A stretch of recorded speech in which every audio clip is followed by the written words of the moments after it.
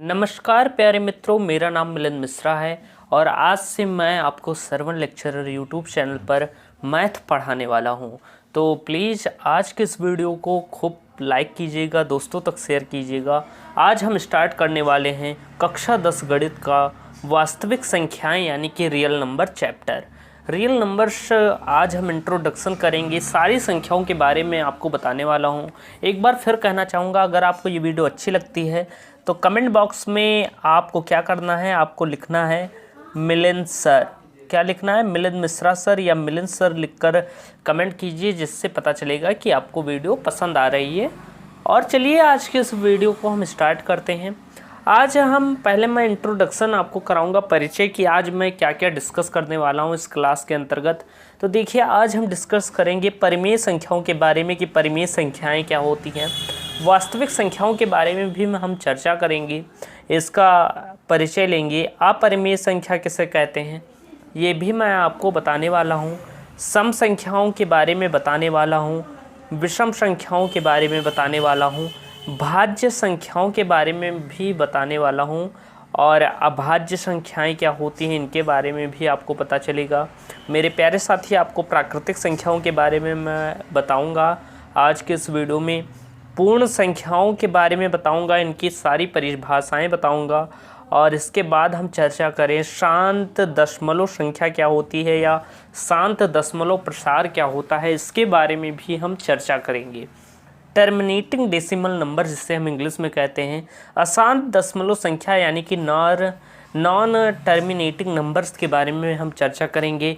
इन संख्याओं के दो प्रकार जो हैं, अशांत आवर्ती संख्या और अशांत अनावर्ती संख्या, इन दोनों के बारे में जानेंगे। इन सभी संख्याओं के बारे में मैं आपको बताने वाला हूं, इसलिए इस वीडियो को लास्ट तक देखिएगा और अपने दोस्तों तक शेयर कीजिएगा और वीडियो को लाइक भी कीजिएगा। तो चलिए शुरुआत करते हैं इस बेहतरीन से सेशन की। चलिए तो अब हम बात करते हैं परिमेय संख्याओं के बारे में कि परिमेय संख्याएं क्या होती हैं। मेरे प्यारे दोस्त ध्यान से समझिएगा, यहाँ पर मैंने लिखा है कि वह संख्याएं जिनको P/Q के रूप में व्यक्त किया जा सके, जहाँ P और Q एक पूर्णांक हैं तथा Q नॉट इक्वल टू 0 हो, क्या कहलाती हैं? परिमेय संख्याएं कहलाती हैं। मेरे प्यारे साथी, मैं आपको समझाना चाहूँगा कि कह रही है परिभाषा ये बात कि वह संख्याएं जिनको हम P/Q के रूप में व्यक्त कर सकें। अब ये P/Q क्या होता है मेरे प्यारे साथी, ध्यान से समझिएगा। यानी कि जिसे हम भिन्न के रूप में व्यक्त कर सकें। मान लीजिए कोई संख्या 1/2 है तो वो परिमेय संख्या है। लेकिन यहाँ पर एक शर्त है, आपको पता होगा मेरे प्यारे साथी कि जैसे अगर कोई संख्या लिखी हुई है 1/2 या हम मान लें वो संख्या लिखी हुई है P/Q, तो ये ऊपर की जो संख्या होती है इसे हम प्यारे साथी कहते हैं अंश और नीचे वाली संख्या को हम क्या कहते हैं? हर। तो यहाँ पर क्या कहा गया है कि Q नॉट इक्वल टू 0 होना चाहिए, यानी कि Q का मान 0 के बराबर नहीं होना चाहिए, तभी ये शर्त लागू होगी और वह परिमेय संख्या होगी। अगर ऐसा होता यहाँ पर कि 1/0 लिखा होता तो ये परिमेय संख्या नहीं होती, क्योंकि इसका कोई हल ही नहीं है। 0 से किसी संख्या में भाग ही नहीं दिया जा सकता। तो ये कह रहा है, यही इसकी शर्त है कि Q 0 के बराबर नहीं होना चाहिए और P और Q एक पूर्णांक होने चाहिए, यानी एक अंक होने चाहिए, चाहे वो प्लस हो या माइनस हो, लेकिन पूर्णांक होने चाहिए, चाहे वो धन पूर्णांक हो या ऋण पूर्णांक हो, लेकिन वो पूर्णांक होने चाहिए। P और Q हमेशा एक पूर्णांक होने चाहिए। तो ये कह रही है परिभाषा कि वह संख्याएं जिनको P/Q के रूप में व्यक्त किया जा सके, जहां P और Q पूर्णांक है तथा Q नॉट इक्वल टू 0, क्या कहलाती हैं? परिमेय संख्या कहलाती हैं मेरे प्यारे साथी। ध्यान से समझिएगा मेरे प्यारे साथी कि जैसे यहाँ पर दिया गया है 4/5, तो देखिए 4 को अगर हम P मान लें, 5 को Q मान लें, तो ये P/Q के रूप में व्यक्त की जा सकती है, इसलिए ये एक परिमेय संख्या है। अगर मैं बात करूँ 6/7 की, तो मेरे प्यारे साथी ये भी एक परिमेय संख्या है। इसी तरह 15/3, -16/9। यहाँ पर -16 की बात करें, कई लोग समझेंगे ये नहीं हो सकती परिमेय संख्या। मेरे प्यारे साथी, आपको ये ध्यान रखना चाहिए कि पूर्णांक जो होते हैं, जो हमारे पूर्णांक होते हैं, वो धन भी होते हैं और ऋण भी होते हैं। तो ये ऋण पूर्णांक है, यानी ऋणोत्तर पूर्णांक जिसे हम कहते हैं, तो ये भी एक क्या है, रेशनल नंबर यानी कि परिमेय संख्या है। आई होप आप समझ गए होंगे कि परिमेय संख्या किसे कहते हैं। इसके बाद हम चर्चा करने वाले हैं कि अपरिमेय संख्या के बारे में, कि अपरिमेय संख्याएं क्या होती हैं। तो मेरे सब प्यारे साथी इसे ध्यान से समझिएगा, ये भी उसी परिमेय संख्या का अपोजिट होता है, एकदम विपरीत होता है। बहुत जल्दी आपको याद हो जाएगा, सबसे आसान भाषा में मैंने लिखा है यहाँ पर, ध्यान से समझिए मेरे प्यारे साथी कि अपरिमेय संख्या यानी कि इर्रेशनल नंबर, इसकी परिभाषा है कि वह संख्याएं जिनको p बटा q के रूप में व्यक्त नहीं किया जा सके, जहां p और q एक पूर्णांक हो लेकिन q नॉट इक्वल टू 0 हो, क्या कहलाती हैं, अपरिमेय संख्याएं कहलाती हैं। ध्यान से समझिएगा मेरे प्यारे साथी, कहने का सीधा साधा मतलब ये है कि आप इतना ना याद करें, सिर्फ इतना याद कर लें कि वह संख्याएं जिनको p बटा q के रूप में व्यक्त नहीं किया जा सकता, जिन्हें हम क्या नहीं कर सकते मेरे प्यारे साथी, ध्यान से समझिएगा, जिन्हें हम p अपान q के रूप में व्यक्त नहीं कर सकते। जैसे हम मान लें √2, तो √2 को p अपान q के रूप में व्यक्त नहीं किया जा सकता, क्योंकि ये क्या है, अपरिमेय संख्या है। तो इसे क्योंकि इसका आप हल करेंगे तो दशमलव में जाएगा, वो भी अशांत संख्या होगी, इसलिए एक अपरिमेय संख्या है और इसे p अपान q के रूप में व्यक्त नहीं किया जा सकता। चाहे आप √5 को ले लीजिए, ये सारी क्या हैं, अपरिमेय संख्याएं हैं मेरे प्यारे साथी। ये देखिए यहाँ पर √2 लिखा हुआ है, √3, पाई, ये सारी संख्याएं क्या हैं, अपरिमेय संख्याएं, एक अपरिमेय संख्या है। ध्यान से समझिएगा, अगर आपसे पूछा जाए कि 2 क्या है, परिमेय है या अपरिमेय है, तो मेरे प्यारे साथी हमेशा ध्यान रखना कि अगर 2 कोई संख्या ऐसे लिखी गई है तो आपको पता होगा कि जिस संख्या के साथ ही इसे ऐसे भी लिख सकते हैं 2/1, यानी कि ये 2/1 ही लिखा हुआ है। कई लोग कहेंगे ये p बटा q के रूप में क्यों नहीं है, तो मेरे प्यारे साथी क्योंकि नीचे 1 रहने पर हम उसे लिखते नहीं हैं, लेकिन ये p अपान q के रूप में होती है, तो इसे ध्यान से समझिएगा मेरे प्यारे साथी। इसके बाद हम बात करेंगे अगली संख्या जिसे हम कहते हैं वास्तविक संख्याएं, रियल नंबर्स। ध्यान से समझिएगा क्योंकि ये बहुत ही ज़रूरी है और इसी से आपका चैप्टर का नाम भी है, वास्तविक संख्याएं यानी कि रियल नंबर। तो देखिए ध्यान से समझिएगा कि परिमेय तथा अपरिमेय, परिमेय तथा अपरिमेय संख्याओं का संग्रह क्या कहलाता है मेरे प्यारे साथी, वास्तविक संख्याएं कहलाता है। अब आप समझ लीजिए, मैंने आपको परिमेय संख्याओं के बारे में बताया, अपरिमेय संख्याओं के बारे में बताया, तो इन दोनों संख्याओं का क्या, संग्रह, संग्रह यानी कि ग्रुप, यानी कि समुच्चय, यानी कि सबका समूह क्या कहलाता है, वास्तविक संख्याएं कहलाती हैं। यानी कि परिमेय संख्या अपरिमेय संख्या दोनों को साथ में संग्रह कर लिया जाए तो वह संख्या क्या कहलाती है, वास्तविक संख्या कहलाती है मेरे प्यारे साथी। इसका एग्जाम्पल यानी कि इसमें वास्तविक संख्या में मैं बताना चाहूँगा आपको अच्छे तरीके से कि जो हमारी रियल नंबर होती है, रियल नंबर, इसे हम क्या कहते हैं मेरे प्यारे साथी, रियल नंबर। ओके, तो ध्यान से समझिएगा, रियल नंबर में क्या होता है, यानी कि जिसे हम वास्तविक संख्या कहते हैं मेरे प्यारे साथी, वास्तविक संख्या, इसे हम कहते हैं वास्तविक संख्या। तो वास्तविक संख्या परिमेय तथा अपरिमेय संख्याओं का संग्रह होती है। किन 2 संख्याओं का संग्रह होती है, एक तो परिमेय संख्या और एक अपरिमेय संख्या। इन दोनों संख्याओं के संग्रह को हम क्या कहते हैं, वास्तविक संख्या कहते हैं। तो इसमें अपरिमेय और परिमेय दोनों संख्याएं आएंगी मेरे प्यारे साथी। यहाँ पर आप ध्यान से समझिएगा, यहाँ पर देखिए एग्जाम्पल क्या है, 4/5 है, तो ये एक परिमेय संख्या है। 6/7 ये भी परिमेय संख्या है और वास्तविक संख्या भी है। √5 अपरिमेय संख्या है, लेकिन परिमेय तथा अपरिमेय संख्याओं का संग्रह वास्तविक संख्या होती है, तो ये एक वास्तविक संख्या है। आप कह सकते हैं पाई भी एक वास्तविक संख्या है, कह सकते हैं। √7 वास्तविक संख्या है और 1/2 भी वास्तविक संख्या है। यानी कि जितनी भी परिमेय और अपरिमेय संख्याएं होती हैं वो सारी संख्याएं वास्तविक संख्याएं होती हैं।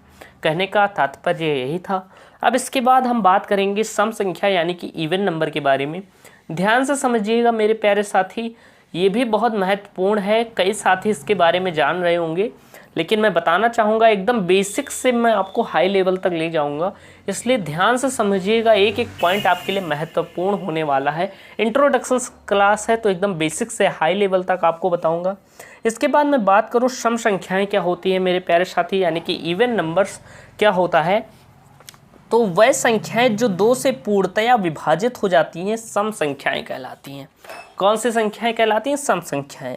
जो 2 से पूर्णतया विभाजित हो जाती हैं, 2 से विभाजित हो जाती हैं, पूर्णतया विभाजित हो जाती हैं, जो 2 से पूर्णतया विभाजित हो जाती हैं उन्हें हम क्या कहते हैं? सम संख्या कहते हैं मेरे प्यारे साथी। एग्जाम्पल की बात करें, जैसे आपको 4 दिया जाए तो 4 को जब हम 2 से भाग करेंगे तो 2 दूना 4 हो जाएगा और शेष 0 आएगा। तो जब शेष 0 आ जाए, शेष कुछ ना बचे, तो उसे हम क्या कहते हैं कि ये पूर्णतया विभाजित हो गई है। ये क्या हो गई है? 2 से पूर्णतया विभाजित हो गई है, पूर्णतया विभाजित हो गई है मेरे प्यारे साथी। तो जब कोई संख्या भाग दी जाए, जैसे 2 से 4 को भाग दिया गया तो शेषफल क्या आया? हमारा 0 आया। यानी कि जब शेषफल 0 आता है तो ये पूर्णतया विभाजित हो जाती है। तो हम कह सकते हैं कि यहाँ पर 4 जो है ये हमारी एक इवन नंबर है, यानी कि सम संख्या है। ये क्या है? इवन है, यानी कि इवन नंबर है, और हम कह सकते हैं ये एक सम संख्या है मेरे प्यारे साथी। तो यही था कि वह संख्याएं जो 2 से पूर्णतया विभाजित हो जाती हैं वह सम संख्याएं कहलाती हैं। यहाँ पर देख सकते हैं 2 से 2 पूर्णतया विभाजित हो जाता है। 4 तो मैंने आपको बताया ही। 6 की बात करें, 2 तिहाई 6, 2 चौक 8, 2 पंचे 10, 2 छक 12, ये सारी क्या हैं? सारी की सारी सम संख्याएं हैं। तो बहुत ही अच्छे तरीके से मैंने आपको बता दिया है। एक बार फिर कहना चाहूँगा, वीडियो पसंद आई हो तो कमेंट में मिलन सर ज़रूर लिखें, जिससे हमें पता चलेगा कि आपको हमारी पहली वीडियो कैसी लगी, और अगर आपको कुछ इसमें कमी लग रही है तो बताएं, हम उसे इम्प्रूव भी करेंगे। आज मैं आपको इंट्रोडक्शन करा रहा हूँ, कल से जब मैं क्वेश्चनों को सॉल्व कराऊँगा तो बहुत मज़ा आने वाला है। चलिए नेक्स्ट पेज पर चलते हैं। चलिए अब हमारी बारी है जानने को कि विषम संख्याएँ क्या होती हैं। विषम संख्याओं के बारे में मैं आपको बताने वाला हूँ। तो जैसे से सम संख्या का विपरीत यानी कि अपोजिट क्या होती है? विषम संख्या होती है। विषम संख्याएं जिसे हम अंग्रेजी में ऑड नंबर्स कहते हैं।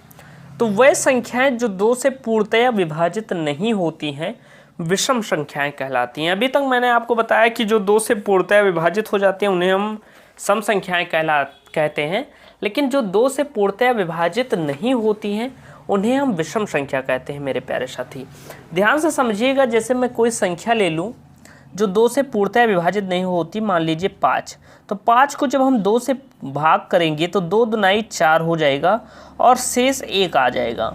तो जब शेष बच जाता है तो वो संख्या पूर्णतया विभाजित नहीं होती, क्योंकि यहाँ शेष 1 बच गया तो ये पूर्णतया विभाजित नहीं हुई। तो यानी कि हम यहाँ पर कह सकते हैं कि 5 जो है हमारी ऑड नंबर है, यानी कि विषम संख्या है मेरे प्यारे साथी। तो यही मैं आपको बताना चाहता हूँ कि वह संख्याएं जो 2 से पूर्णतया विभाजित नहीं होती हैं उन्हें हम क्या कहते हैं? उन्हें हम विषम संख्या कहते हैं। ध्यान से समझिएगा, जैसे ऑप्शन दिया गया है एग्जाम्पल दिया गया है, एक भी पूर्णतया विभाजित नहीं होता, 3, 5, 7, ये सारी क्या हैं? विषम संख्याएं हैं, और ऐसे अपरिमित रूप से गई हैं आगे भी। मतलब बहुत सारी संख्याएं हैं जिन्हें गिना नहीं जा सकता। अब इसके बाद हम बात करेंगे कि भाज्य संख्याओं के बारे में बात करने वाले हैं। बहुत ही इंपॉर्टेंट टॉपिक है, ध्यान से समझिएगा कि भाज्य संख्याएं किन्हें कहते हैं। इंग्लिश में जिसे हम कंपोजिट नंबर के नाम से जानते हैं। तो ध्यान से समझिएगा कि वह संख्याएं जिनके 2 से अधिक गुणनखंड होते हैं भाज्य संख्याएं कहलाती हैं। वह संख्याएं जिनके 2 से अधिक गुणनखंड होते हैं उन्हें हम भाज्य संख्याएं कहते हैं। या हम ये भी कह सकते हैं कि वह संख्याएं जो एक और स्वयं के अतिरिक्त अन्य संख्याओं से भी विभाजित हो जाती हैं उन्हें हम भाज्य संख्याएं कहते हैं। ध्यान से समझिएगा, मान लीजिए कोई संख्या हम ले लेते हैं मेरे प्यारे साथी 4। तो अगर हम इसका गुणनखंड की बात करें तो ये देखिए, ये 1 से भी कट जाएगा, ये 2 से भी कट जाएगा और ये 4 से भी कट जाएगा। तो देखिए इसके 2 से अधिक गुणनखंड है। ये 1 से भी विभाजित हो जाता है, ये 2 से भी विभाजित हो जाता है और ये 4 से भी विभाजित हो जाता है। तो इसके एक से अधिक गुणनखंड हैं, यानी कि ये संख्या क्या है, भाज्य संख्या है। अगर हम दूसरे शब्दों में समझें तो जो मैंने आपको बताया है कि दूसरे शब्दों की बात करें तो मैंने आपको बताया है कि वह संख्याएं जो स्वयं तथा एक से तो सारी संख्याएं कट जाती हैं और स्वयं से तो सारी संख्याएं कट जाती हैं। जो संख्या स्वयं, जैसे 4 से 4 को काटोगे कट जाएगी और 4 1 से भी कट जाएगी। तो जितनी भी संख्याएं हैं हमें पता है वो स्वयं से तो कट जाती हैं और 1 से भी कट जाती हैं। तो इसकी परिभाषा हो जाएगी कि वह संख्याएं जो स्वयं तथा 1 के अतिरिक्त अन्य संख्याओं से भी विभाजित हो जाएं, यानी कि अन्य से भी क्या हो जाएं, विभाजित हो जाएं, स्वयं और 1 के अतिरिक्त अन्य से भी विभाजित हो जाएं, उन्हें हम क्या कहते हैं, उन्हें हम भाज्य संख्या कहते हैं। तो ध्यान से समझिएगा कि 4 क्या है, 1 से विभाजित हो जाता है, वो तो स्वयं से 1 से सारी संख्याएं विभाजित होती हैं, स्वयं से सारी संख्याएं, यानी कि 4 से 4 को भाग दोगे विभाजित हो जाएगा। इसके अतिरिक्त ये 2 से भी विभाजित हो जाता है, अन्य संख्याओं से भी विभाजित हो जाता है। इससे पता चलता है कि ये एक क्या है, भाज्य संख्या है, ये भाज्य है। ओके, तो ध्यान से समझिएगा, यही कहने का मतलब है कि वह संख्याएं जिनके 2 से अधिक गुणनखंड हो, ऐसे भी आप याद कर सकते हैं, उन्हें हम क्या कहते हैं, भाज्य संख्याएं कहते हैं। चलिए अब मैं एग्जाम्पल के माध्यम से आपको समझाना चाहूँगा कि जैसे 4 की बात तो हो गई है, 6 की बात करें तो 6 1 से भी कट जाएगा, यानी कि 1 गुणनखंड, और 6 6 से भी कट जाएगा। इसके अतिरिक्त ये 2 से कट जाएगा। यहाँ पर मैं बताना चाहूँगा ये किन किन संख्याओं से कट जाएगा। ये प्यारे साथी 1 से कटेगा, 2 से भी विभाजित हो जाएगा, 3 से भी विभाजित हो जाएगा और 6 से भी विभाजित हो जाएगा। तो वह संख्याएं जिनके 2 से अधिक गुणनखंड या 2 से अधिक संख्याओं से विभाजित हो जाएं, उन्हें हम क्या कहते हैं, भाज्य संख्याएं कहते हैं। तो देखिए इसके 2 से अधिक गुणनखंड है, 1 2 3 6, ये सारी संख्याएं मतलब स्वयं और 1 के अतिरिक्त अन्य संख्याओं से विभाजित हो जाती है। जैसे देखिए ये 6 से विभाजित हो जाता है, 1 से सारी संख्याएं विभाजित हो जाती है। इसके अतिरिक्त ये 2 और 3 दोनों से विभाजित हो जाता है, ये वाला 6। तो यानी ये एक भाज्य संख्या है। ऐसे ही 8 की बात करें मेरे प्यारे साथी, तो ध्यान से समझिएगा, 8 की बात करें तो 8 1 से विभाजित हो जाएगा, 8 2 से विभाजित हो जाएगा, 8 4 से भी विभाजित हो जाएगा मेरे प्यारे साथी, और 8 8 से विभाजित हो जाएगा। ये स्वयं और 1 के अतिरिक्त 2 और 4 से विभाजित हो रहा है, यानी इसके 2 से अधिक गुणनखंड है, यानी ये भी एक भाज्य संख्या है।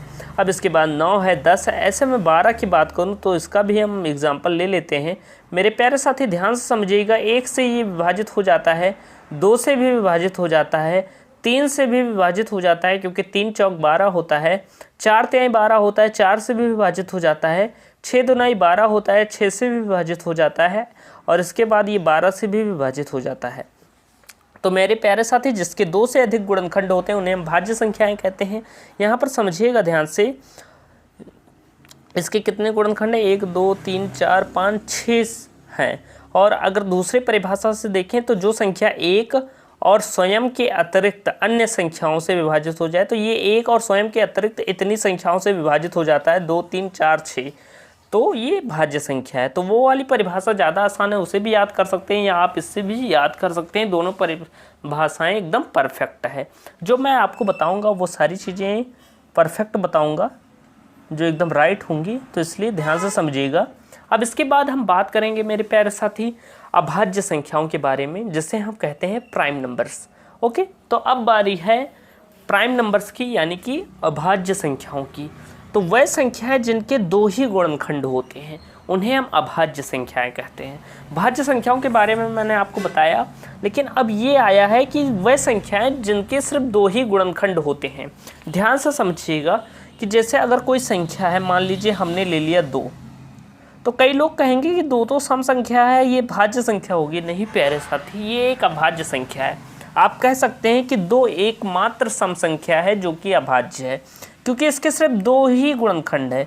ये या तो 1 है एक गुणनखंड और एक 2 है, तो जिसके सिर्फ 2 गुणनखंड होंगे वो संख्या अभाज्य होगी। या दूसरी परिभाषा के माध्यम से समझाना चाहूँ मेरे प्यारे साथी, तो वह संख्याएं जो स्वयं और 1 से ही विभाजित हो तथा अन्य किसी भी संख्या से विभाजित ना हो उसे हम अभाज्य संख्या कहते हैं। तो ध्यान से समझिएगा कि ये 2 क्या है, ये 1 से विभाजित हो रहा है। 1 से सारी संख्याएं विभाजित होती हैं, जैसा कि आप जानते हैं। जैसे 1 से किसी भी संख्या को आप भाग दे देंगे, मान लीजिए हम 5 को भाग दे रहे हैं 1 से, तो 1 पंचे 5 इस संख्या पर ज़्यादा प्रभाव नहीं पड़ता है, इसलिए ये सारे इस चीज़ों से विभाजित हो जाती है, इसका भागफल हमेशा 5 ही आएगा। तो वैसे ही समझिए कि वह संख्याएं जो स्वयं और 1 से विभाजित हो, 1 और स्वयं से विभाजित हो और अन्य संख्या से 2 नहीं कटेगा, या तो ये 1 से कटेगा और या तो ये 2 से विभाजित होगा। इसके अतिरिक्त कोई भी संख्या 2 को नहीं काट सकती, यानी कि ये एक प्राइम नंबर है। ये क्या है, एक प्राइम नंबर है मेरे प्यारे साथी, ध्यान से समझिएगा।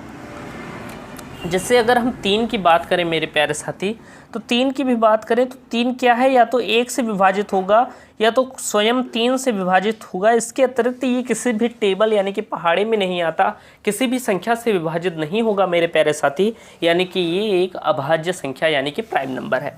ऐसे ही 2 की बात हो ही गई है, 3 की बात हो गई है। 5 की बात करें मेरे प्यारे साथी, तो 5 क्या है, या तो 1 से विभाजित होगा या तो 5 से विभाजित होगा, यानी कि 2 से अधिक इसके गुणनखंड नहीं है और ये स्वयं और 1 के अतिरिक्त किसी अन्य संख्या से विभाजित नहीं हो रहा है। तो ये अभाज्य संख्या है। अगर ये विभाजित हो जाता तो ये भाज्य संख्या होता। ऐसे 7 की बात करें तो 7 भी 1 से या तो विभाजित होगा या तो 7 से, तो ये भी क्या है, एक अभाज्य संख्या है। ऐसे हम 11 की बात करें मेरे प्यारे साथी, ध्यान से समझिएगा, तो 11 भी या तो 1 से विभाजित होता है या तो 11 से विभाजित होता है, यानी कि स्वयं से विभाजित होगा या तो 1 से विभाजित होगा, तो ये भी एक अभाज्य संख्या है। ऐसे बात करें 13 की, तो ये 1 से या तो स्वयं विभाजित होगा, इसके अतिरिक्त किसी अन्य संख्या से विभाजित नहीं होता, तो ये भी एक क्या है, अभाज्य संख्या है। ऐसे में बात करूं 17 की, तो 17 या तो 1 से विभाजित होगा या तो 17 से, तो ये भी एक अभाज्य संख्या यानी कि प्राइम नंबर है। तो यही ध्यान रखना है, ऐसे ये आगे चलता जाएगा। ऐसे 19 आएगा, 23 आएगा, तो ये सारी संख्याएं क्या हैं, प्राइम नंबर्स हैं। ऐसे आगे बढ़ते जाएंगे। तो चलिए अब हम अगले टॉपिक पर चलते हैं, प्राकृतिक संख्याओं के बारे में। तो चलिए अब हम प्राकृतिक संख्याओं के बारे में मैं आपको बताने वाला हूँ।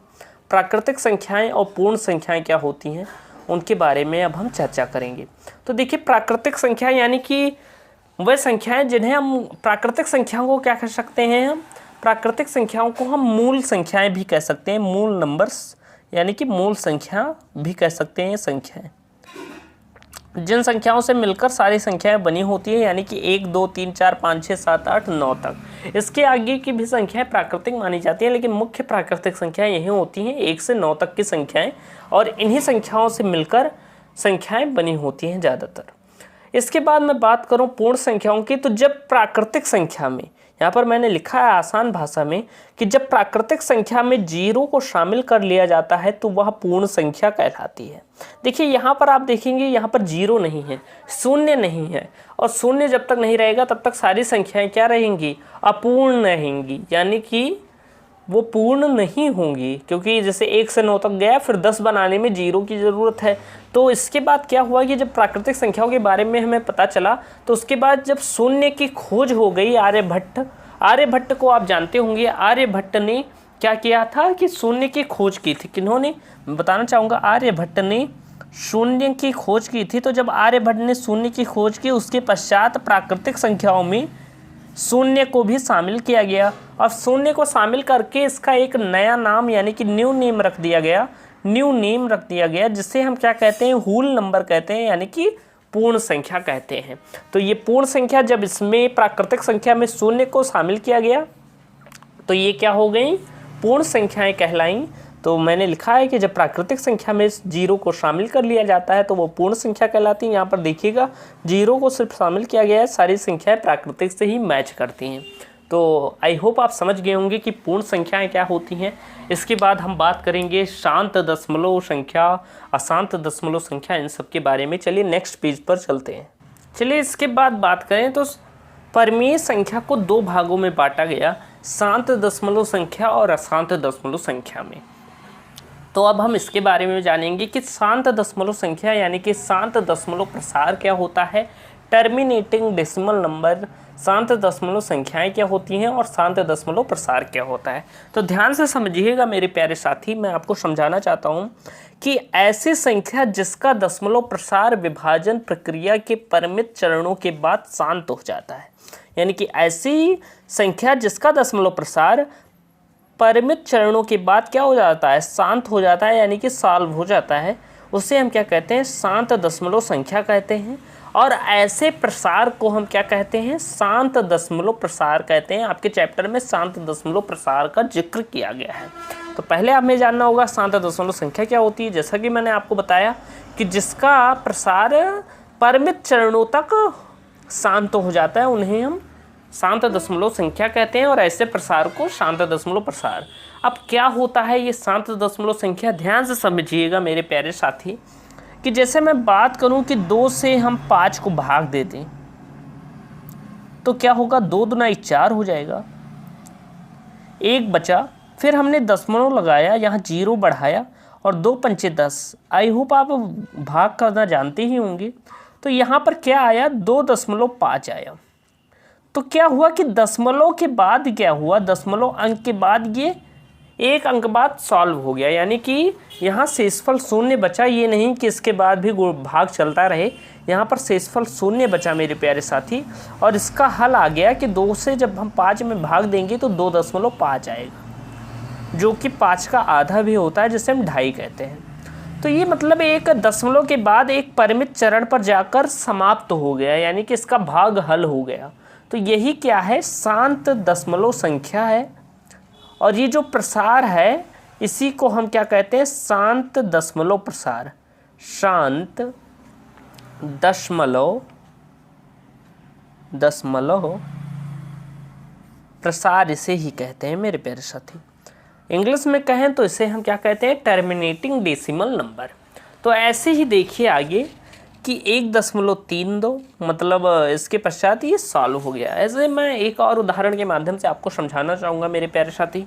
जैसे अगर हम बात करें कि 2 से जब हम 7 को भाग देते हैं मान लीजिए, तो क्या आएगा, तो 2 तिहाई 6 होता है मेरे प्यारे साथी। 1 बचा, दशमलव का चिन्ह लगाया, 0, 2 पंचे 10 मेरे प्यारे साथी, और ये शेष शून्य आ गया। तो यानी कि दशमलव के बाद एक लिमिट तक ये क्या हो गया, सॉल्व हो गया। तो यानी ये क्या है, शांत दशमलव संख्या है। और ऐसे ही प्रसार को हम शांत दशमलव प्रसार कहते हैं मेरे प्यारे साथी। तो देखिए यहाँ पर जैसे 5.21 है, 1.25 है, तो ये सारी संख्याएं क्या हैं, शांत दशमलव संख्या हैं। और ये प्रसार क्या है, जैसे ये प्रसार है एक ना 1.32 यहाँ तक ख़त्म हुआ, तो ये क्या है, शांत दशमलव प्रसार है। तो आई होप आप समझ गए होंगे कि शांत दशमलव संख्याएं क्या होती हैं और इनके प्रसार क्या होते हैं। इसके बाद हम बात करेंगे मेरे प्यारे साथी, बात करने वाले हैं अशांत दशमलव संख्या के बारे में। बहुत ही इंपॉर्टेंट टॉपिक है ये भी। तो क्या है ये कि ऐसी संख्या जिसका दशमलव प्रसार विभाजन प्रक्रिया के परिमित चरणों के बाद शांत नहीं होता है, उन्हें हम क्या कहते हैं, अशांत दशमलव संख्या कहते हैं। तो ध्यान से समझिएगा कि इसका यही कारण है कि ये संख्याएं परिमित अंकों तक शांत हो जाती हैं, यानी कि इनका हल आ जाता है, शेष 0 बच जाता है। लेकिन इसके अशांत दशमलव संख्या में भाग के दौरान शून्य नहीं बचता है। इसके बारे में मैं आपको समझाऊंगा, लेकिन पहले हम जान लेते हैं इसके 2 भाग होते हैं, अशांत आवर्ती संख्या और अशांत अनावर्ती संख्या। तो ध्यान से समझिएगा कि ये कह रहा है कि अशांत आवर्ती संख्या किसे कहते हैं, तो ऐसी संख्या जिसका दशमलव प्रसार अंत नहीं होता है, परंतु भागफल में अंकों का एक पुनरावृत्त यानी कि रिवाइव होने वाला, रिवीजन वाला टर्म यानी कि खंड प्राप्त हो जाता है, उसे हम क्या कहते हैं मेरे प्यारे साथी, अशांत दशमलव संख्या कहते हैं। एग्जाम्पल के तौर पर जैसे 0.3 ऊपर बार लगा है, यानी कि ये लिखा है 0.3333, ऐसे आगे जाता है। तो कैसे हम समझेंगे कि ये क्या है, तो इसका कहने का मतलब है कि ऐसी संख्या अशांत आवर्ती संख्या क्या होती हैं कि ऐसी संख्याएं जिसका दशमलव प्रसार अंत ही नहीं होता, परंतु ये भागफल में अंकों का एक पुनरावृत्त खंड प्राप्त हो जाता है। ध्यान से समझिएगा मेरे प्यारे साथी। जैसे मैं आपसे कहूं कि 1 को जब हम 3 से भाग देंगे तो क्या होगा, तो आप कहेंगे कुछ नहीं, यहाँ पर 0 और दशमलव लगाया, यहाँ पर 0 बढ़ाया, 3 त्रिका 9 आ गया। इसके बाद फिर बचा 1, फिर हमने 0 बढ़ाया, फिर लिखा 3 त्रिका 9, फिर बचा 1, फिर दशमलव लगा है, 0 बढ़ाया, फिर लिखा 3 त्रिका 9, फिर बचा 1, फिर दशमलव लगा है, 0 बढ़ाया, 3 त्रिका 9, फिर बचा 1। ऐसे आप 3 3 3 3 करते जाएंगे, यहाँ बचता जाएगा मेरे प्यारे साथी। तो कहने का मतलब क्या है कि दशमलव के बाद एक ऐसा पुनरावृत्त खंड आ गया, यानी कि 3 बार बार आ रहा है, यानी कि एक खंड प्राप्त हो गया है। इसके बाद 3 बार बार रिपीट हो रहा है, ये ऐसे होता जाएगा 0.3 3 3 3 3। तो ये क्या है, अशांत आवर्ती संख्या है। आवर्ती मीन्स रिपीट होना, बार बार रिपीट होना एक ही अंक का। तो ये क्या है, अशांत आवर्ती संख्या है। एक पॉइंट के बाद क्या होता है, रिपीट होने लगता है, तो इसे हम क्या कहते हैं, अशांत आवर्ती संख्या कहते हैं मेरे प्यारे साथी। ध्यान से समझिएगा, इसे हम इस रूप में भी लिख सकते हैं 0.3, ऊपर बार लगा सकते हैं।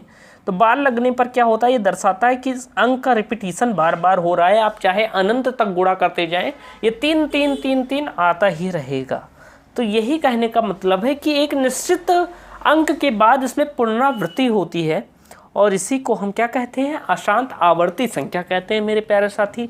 आई होप आप बेहतरीन तरीके से समझ गए होंगे कि अशांत आवर्ती संख्या क्या होती है मेरे प्यारे साथी। जैसे हम देख सकते हैं 1.666 एक अशांत आवर्ती संख्या है। अब इसके बाद हम बात करेंगे अशांत अनावर्ती संख्या के बारे में। अशांत अनावर्ती संख्याएं किसे कहते हैं, ये अशांत आवर्ती संख्या का विपरीत होती है। तो देखिए कि यहाँ पर लिखा हुआ है कि ऐसी संख्या जिसका दशमलव प्रसार अंत नहीं होता है तथा जिसमें कोई पुनरावृत्त खंड नहीं होता, यानी कि जो यहाँ पर रिपीटिशन हो रहा था, रिपीट हो रहा था बार बार, यहाँ कोई रिपीट नहीं होगा और इसका दशमलव प्रसार कभी खत्म भी नहीं होगा, उसे हम क्या कहते हैं, अशांत अनावर्ती संख्या कहते हैं। यानी कि ये एक ऐसी संख्या होगी जिसका दशमलव के बाद कभी अंत ही नहीं होगा और ना ही कोई अंत तो इसका भी नहीं होता। जैसे 1.6666 अनंत तक जाएगा, लेकिन एक रिपीट हो रहा है बार बार, 6 बार बार आ रहा है, कोई नई संख्या नहीं आ रही है। लेकिन इस संख्या में क्या होगा, हर एक डिवाइड के बाद क्या होगा, एक नया अंक जुड़ता जाएगा और इसका कोई अंत नहीं होगा और ना ही कोई पुनरावृत्त यानी कि कोई रिपीटिशन भी नहीं होगा कि एक निश्चित बिंदु के बाद कोई रिपीट हो, ऐसी कोई वो नहीं होगा। मतलब अशांत अनावर्ती संख्या में आप समझ सकते हैं कोई भी चीज़ क्या नहीं होती, रिपीट नहीं होती, रिपीट नहीं होती, हमेशा न्यू नंबर ही आएंगे, रिपीट नहीं होगा। जैसे हम समझ सकते हैं यहाँ पर देखिए 1.02, फिर क्या है 0 2 बार 0 आ गया, फिर 2, फिर 0 3 बार आया, फिर 2, फिर ऐसे जाएगा आगे 0 0 0 0 4 बार, फिर 2, फिर 5 बार 0 0 0 0 0, फिर 2। यानी कि ऐसे 0 बढ़ता जाएगा, कोई भी चीज़ रिपीट नहीं होगा कि बार बार ऐसे आए कि 0 2 0 2 आए तो रिपीट हो जाता, तो अशांत आवर्ती हो जाता। लेकिन ये ऐसे ही चलता जाएगा और इसका कोई रिपीट नहीं होगा, कोई पुनरावृत्त खंड ये रिपीट नहीं होगा और ना ही इसके दशमलव प्रसार का अंत होगा। जैसे यहाँ पर आप देख सकते हैं 8.01 है, फिर 001 है, फिर 0001 है, इसके बाद आप देखेंगे तो 00001 हो जाएगा, फिर इसके बाद 000 ऐसे बढ़ता जाएगा, 5 बार 0 आएगा, 1 आएगा, फिर 6 बार 0 आएगा, 1 आएगा और ऐसे ही चलता जाएगा।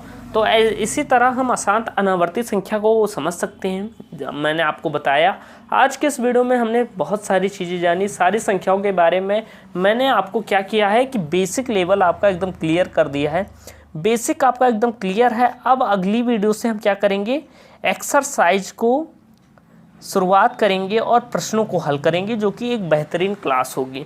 तो मेरे प्यारे साथी, जाते जाते मैं आपको बताना चाहूँगा, ये हमारा यूट्यूब चैनल है श्रवण लेक्चरर, इसे ज़रूर सब्सक्राइब कीजिएगा। फाउंडर हैं श्रवण गोस्वामी सर और मैथ टीचर का नाम है मिलिंद मिश्रा सर।